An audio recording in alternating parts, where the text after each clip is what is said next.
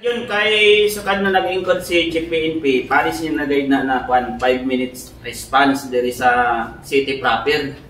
Or as long as basta makatawag na lamang diri sa amo sa police station, or kung sabi ko ani dili niyo na memorize ang hotline or city hotline number ng Surigao City Police Station. Just dial 911 and makaabot gayud kami diyan sa area, especially kung naaramang go diri sa within city proper.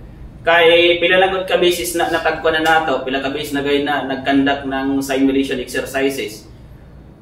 Kayang-kaya gayud nato na kuhaon ang 3 to 5 minutes response na yan within city proper. And I appeal to the public na pila ka beses ko natagsabi.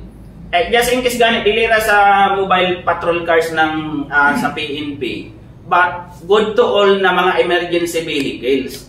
Basta gani nakabati ka mo na may kwan, nag-blinker na siya, at the same time nagamit na siya ng sirens niya, magbibigay ka mo kay dili man gud na siya mag-blinker sa kadili na siya mag-siren kung dili emergency. Tungod lagi ang reason lagi na tagko na nato para maapas lagi nato na matabangan ang isa ka tawo or maapas ang kinabuhi ba ng kana na tawo na gusto nato na tabangan.